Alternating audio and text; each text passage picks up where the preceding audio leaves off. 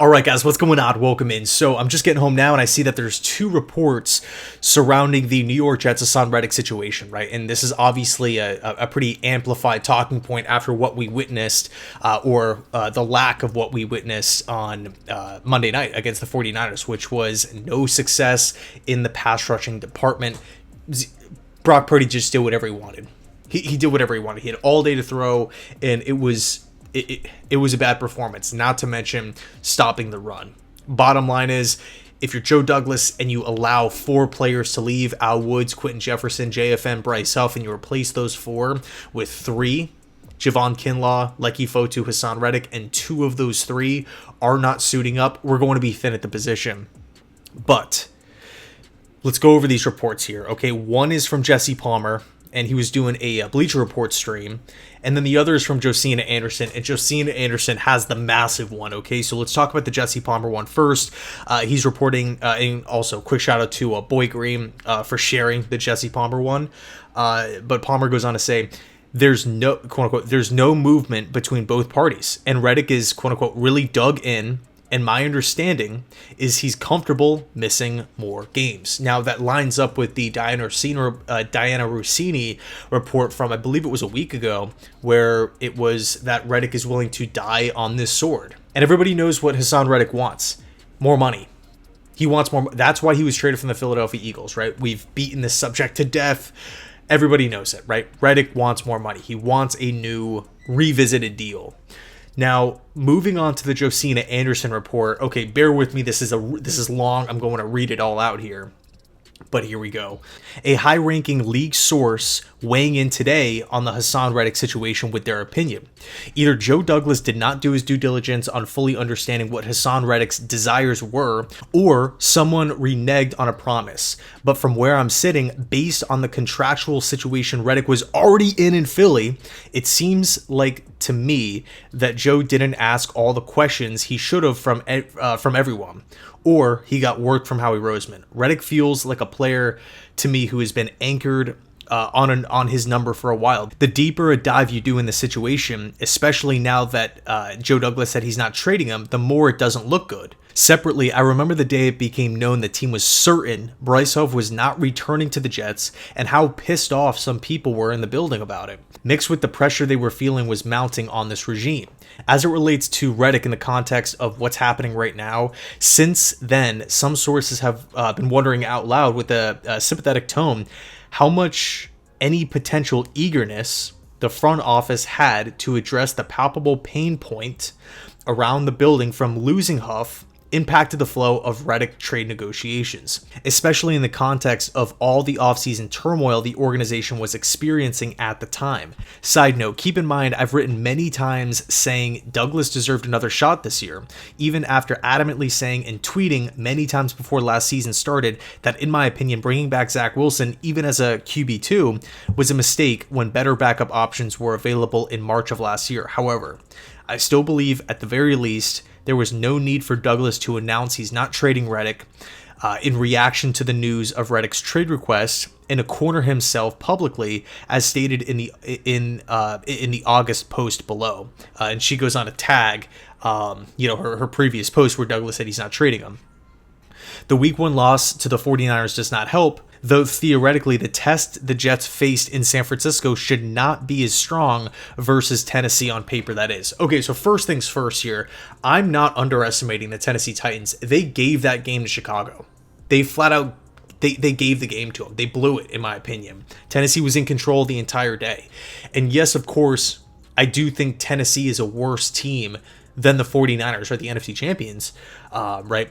Bunch of new players on Tennessee. They have a brand new coaching staff. But I'm looking at this matchup as a game where the Jets need to be 100% prepared. 100% prepared going into Tennessee. Again, after Tennessee blew that game, think about their fans, think about their players, think about the organization. They're now coming back home. Home opener. They are anxious to get back on the field and prove a lot of people wrong, right? To right their wrongs, if you will, and walk out with the W. So the New York Jets, they have to be prepared here. But again, before we dive into that, I did want to give a special shout out to today's video sponsor, SeatGeek, the #1 rated ticketing app. I love being able to work with and collaborate with a company that is able to give you a good deal. If you use code Jetscentral at checkout, you'll get $20 off your first purchase, whether you're going to an NFL game, whether you're going to a college game, baseball game, you're going to a concert, you can use that code.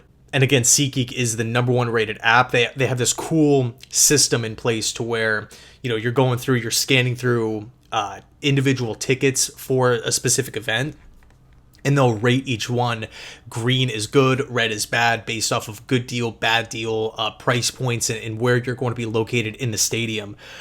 So love being able to partner with them. It's sweet, and I hope you guys, can benefit from the code.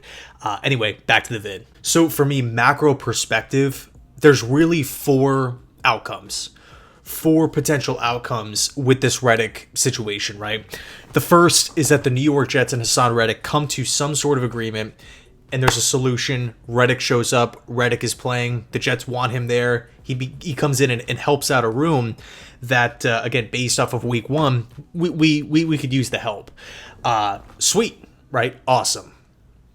Option number two, Reddick holds out, but the Jets end up finding a solution along the way, weeks from now, a month from now, month and a half from now.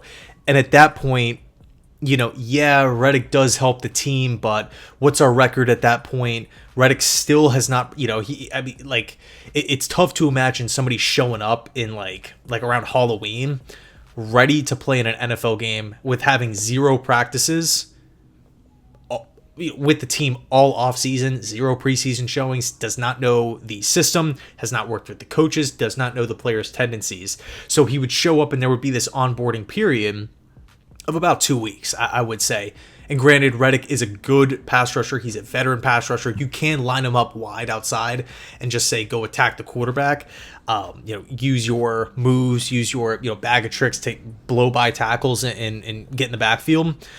But as far as Reddick just being like that starter playing whatever it may be, 65, 70% of the snaps, you're not just going to sign him tonight and he's going to step into that role by the next game. The third option, Reddick just skips the whole year. And it continues to be a distraction week after week after week, month after month. And that's it, right? We gave up a sweet pick.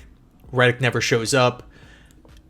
And that's the end of it, right? And it just looks weird. And again, it's a talking point every single week. And it gets magnified every week that the Jets pass rush doesn't have success. And then option number 4, the Jets trade Reddick. I know Douglas said that he was not going to trade him, that the Jets aren't going to do that, as Josina Anderson pointed out here. But, if a team out there is willing to part ways with a pick, because, again, Reddick is a good football player. He's a really good pass rusher. If there's a team out there that needs a pass rusher and they have the funds to pay Reddick, they want to do that. Philly didn't want to do it. It's clear the Jets don't want to do it. Would you be mad at Douglas if he trades Haason Reddick for, a third-round pick within the next couple of weeks? The team that I feel like makes the most sense for Reddick and the team that I feel like I see a lot of fans talking about, a lot of fans of that team, is the Arizona Cardinals. A team that is trying to build. They're trying to move in one steady direction. They have their culture with Jonathan Gannon, Haason Reddick's former coach back in Philly. Reddick would come in and be the best pass rusher on the team, and Arizona has the money to pay him. Reddick obviously knows that organization well. He knows that the area well, being drafted by the Cardinals. So, with that, with having those connections, the familiarity both with the organization and the coaching staff, and the defensive system, maybe that makes sense. What if the Cardinals offer a second-round pick? What if they offer again a third-round pick? Would you be pissed at the Jets for cutting their loss and saying, you know what? Yeah, we dealt a 26th third-round pick. Let's just flip them and get a 25 third-round pick. Like, if that's the case, Reddick doesn't help out this season, and it doesn't help out the pass rushing situation for this year. And you could also argue if this season doesn't go well, Douglas is fired, and he's not even making that draft pick. But to me, those are the 4 options, right? He's either here and plays, he either skips, continues to skip week after week until the Jets, until maybe one party caves and then they get this weird half season from Haason Reddick where he's not even 100% in game shape at the time of the signing, so there's an onboarding period. Number 3, he skips the entire year and it's just a massive distraction and headache. Or 4, the Jets just, bite the bullet and trade Reddick and see what they can get for him. And I would say that the first choice is the preferred choice for me. Get him in the building some way, somehow. I think the worst possible thing is that the Jets just hang on to him. He never shows up, and the Jets and Reddick are they're at a standstill, right? They're just looking across at each other. Who's going to break first? The Jets are like, no, we're not giving you this extension. And Reddick's like, I'm not showing up unless I get it. And weeks go by. And before we know it, we're at the end of the year. And that's it, right? That just feels like a lose for Haason Reddick, a lose for the Jets. It just doesn't. I really don't feel like it benefits anybody at that point, really at all. So anyway, let me know your thoughts down below in the comment section. I appreciate you hanging out, watching. It means the world. And as always, go Jets.